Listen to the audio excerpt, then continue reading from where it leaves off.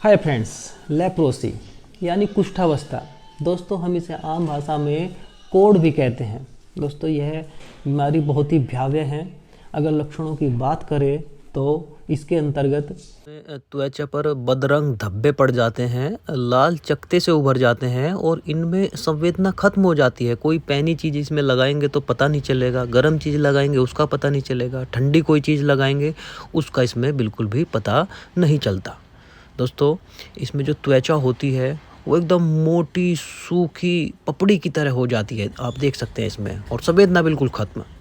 पैरों की हाथों की जो त्वचा है वो भी कभी कभी बिल्कुल एकदम चिकनी सी हो जाती है, आप देख सकते हैं। त्वचा के नीचे जो ऊतक होते हैं वो नष्ट हो जाते हैं, जिससे अंग भी नष्ट हो जाते हैं। देखिए इसमें उंगलियां नष्ट हो गई, विकृत हो गई। नाक आप देख सकते हैं इसमें बिल्कुल विकृत हो गया, ख़त्म हो गया। होठों में देखिए विकृति आ गई। देखिए दोस्तों आप इसमें उंगलियां नष्ट हो गई है लेप्रोसी के कारण। किस तरीके से हाथ भी इसमें नष्ट हो गया। चेहरे पर आँखों में जो पुतलियाँ होती है उनकी गतिशीलता ख़त्म हो जाती है और जब लेप्रोसी ज़्यादा बढ़ता है तो अंधापन तक आ जाता है। दोस्तों आप इसमें देख सकते हैं किस तरीके से लेप्रोसी के अत्यधिक प्रभाव के कारण अंधापन आ गया। संवेदना तो इसमें ख़त्म हो ही जाती है, तो पैर हाथों में अगर घाव पड़ जाए उनका पता नहीं चलता, जल जाए उसका पता नहीं चलता। और पैरों में जो घाव हो जाते हैं, मोटे मोटे छिद्र हो जाते हैं और पता नहीं चल पाता। इस तरीके से इसमें दिखाई देने लगता है। चेहरे पर गांठें पड़ जाती है, सूजन की तरह चेहरे पर हो जाता है। मोटी मोटी त्वचा, सूखी पपड़ी, इस तरीके से चेहरा दोस्तों दिखाई देने लगता है। ये सब। अब दोस्तों हम बात करते हैं रोग कैसे होता है। एक माइकोबैक्टीरियम लेप्री नामक जीवाणु होता है, इसके द्वारा यह रोग लगता है। और जो पीड़ित होता है, जिसको लेप्रोसी होता है, जब वह छींकता और खांसता है तब उसकी जो पानी की बूंदें होती है उसकी छींक और खांसने में, उनके द्वारा यह रोग होता है। और लंबे समय तक अगर कोई इसके संपर्क में आए तो ही यह रोग होता है। दोस्तों हमारे समाज में एक धारणा बनी हुई है कि छुआछूत का रोग है। किसी को हाथ मिलाने से, उसके साथ खाना खाने से, उसके साथ यात्रा करने से, उसके साथ उठने बैठने से, उसके साथ नौकरी करने से या स्कूल में यह रोग फैल जाता है। दोस्तों ऐसा नहीं है। अगर मरीज के संपर्क में लंबे समय तक घनिष्ठ रूप से रहा जाएगा तो ही यह रोग होगा, और तब भी यह उसी को होगा जो कुपोषित है, जिसका स्वास्थ्य अच्छा नहीं है, प्रतिरोधक क्षमता उसके अंतर्गत कम है, तभी यह रोग होता है। अक्सर देखा गया है गरीबी में, कुपोषण की स्थिति में यह रोग होता है, अदरवाइज नहीं होता। 95% जो लोग होते हैं उनके अंदर इस रोग से लड़ने की प्रतिरोधक क्षमता पाई जाती है। यह इतनी जल्दी संक्रमित इससे कोई नहीं हो सकता। दोस्तों यह रोग लाइलाज नहीं है, इसका इलाज है। डॉक्टर जांच करते हैं, नमूना लिया जाता है जहां जिस हिस्से में संक्रमण हुआ है वहां से हिस्सा लेकर बायोप्सी के माध्यम से उस जीवाणु का पता चल जाता है। और 6 महीने से लेकर 1 साल तक का एमडीटी का कोर्स होता है और मरीज बिल्कुल सही हो जाता है। सही होने का मतलब है कि जो वह जीवाणु है वह उस क्षेत्र से नष्ट हो जाता है और उसका संक्रमण नहीं फैलता। लेकिन दोस्तों जो यह लेप्रोसी है यह अपने कुछ शरीर के ऊपर प्रभाव छोड़ जाता है। हालांकि अगर समय से इलाज न कराया जाए तो दिक्कत बहुत आ जाती है। किडनी फेलियर हो जाती है, मनुष्य बिल्कुल पूर्ण रूप से अंधा तक हो जाता है, और भी बहुत सारी समस्याएं बढ़ सकती है, विकराल रूप धारण कर सकती है। लेकिन अगर समय से इलाज हो जाता है तो मरीज का जो जीवाणु का संक्रमण था वो खत्म हो जाता है। परंतु कुछ शारीरिक समस्याएं जो मैंने ऊपर बताई थी, हाथ में विकृति आ जाती है, बहुत सारी दिक्कतें मैं आपको दिखाई थी लक्षणों के रूप में, वो शरीर में विद्यमान फिर भी रहेगी।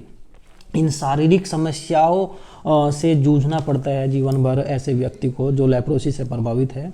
और दोस्तों ये तो शारीरिक समस्याएं थी, कुछ अन्य समस्याएं भी ऐसे प्रभावित लोगों को झेलनी पड़ती है ताउम्र।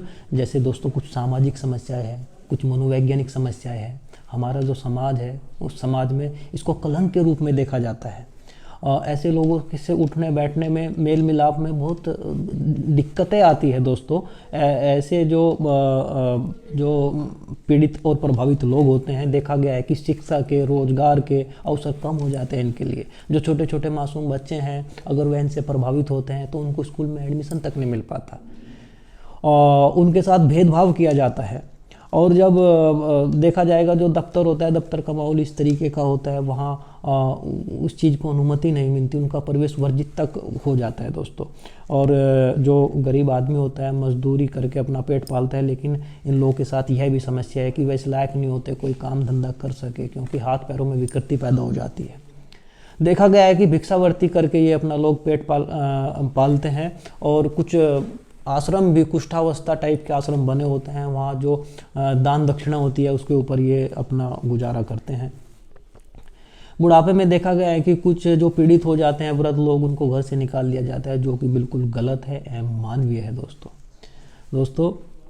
ये तो सारी समस्याओं के साथ सामाजिक समस्याएं थी। कुछ समस्याएं मनोवैज्ञानिक भी है। जब पीड़ित के साथ ऐसा दुर्व्यवहार होता है तो मन कुंठाओं से भर जाता है और उसको जीवन जीने में बहुत संघर्ष झेलना पड़ता है दोस्तों। इन सब चीज़ों को देखते हुए, इनके जीवन को देखते हुए इसमें सरकार द्वारा सन 1995 में फैसला लिया गया कि इनकी सहायता हो सके, इनकी मदद हो सके, इनको गुजारा भत्ता मिल सके, इस हेतु इनको दिव्यांग माना गया। 1995 का जो अधिनियम बनाया गया था, दिव्यांग अधिनियम 1995 में, जो हमारी 7 तरह की दिव्यांगताएं घोषित की गई थी।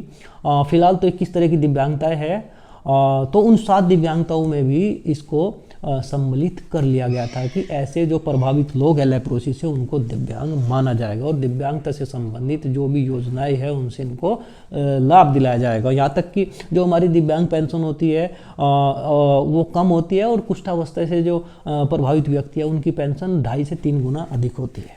इनको और भी लाभ दिए जाएंगे, जैसे सरकारी नौकरियों में आरक्षण भी मिलेगा इनको। कुष्ठावस्था से जो प्रभावित लोग हैं इनको UDID कार्ड, बस पास, रेल पास, तमाम तरह की जो सुविधाएं है वो जो दिव्यांगजनों को दी जाती है वो इनको भी दी जाएगी। लेकिन दोस्तों इससे पहले दिव्यांग प्रमाण पत्र इन लोगों को बनवाना पड़ेगा। आपके संपर्क में कोई भी है तो आप उसे प्रेरित करें कि वह अपना दिव्यांग प्रमाण पत्र बनवा ले, ताकि उसको सरकारी योजनाओं का लाभ मिल सके। प्रमाण पत्र बनवाने की जो प्रक्रिया है थोड़ी नवीन है। नीचे डिस्क्रिप्शन बॉक्स में मैंने उसका लिंक दिया है, वहाँ जाकर आप उसको देख सकते हैं, शेयर भी कर सकते हैं, ताकि वह उस चीज़ को समझ के अपना प्रमाण पत्र बनवा सके। दोस्तों इसमें अगर प्रतिशतता की बात करें, लेप्रोसी में एक छूट है। अन्य सभी 20 प्रकार की दिव्यांगता में 40% न्यूनतम दिव्यांगता होनी चाहिए, तभी उसको सरकारी योजनाओं वगैरह का लाभ मिलता है। लेकिन कुष्ठावस्था के मामले में अगर किसी को 1% भी दिव्यांगता आती है तो उसको सभी योजनाओं का लाभ मिलेगा और उसका दिव्यांग प्रमाण पत्र सही माना जाएगा, उसको लाभ की कैटेगरी में ले लिया जाएगा।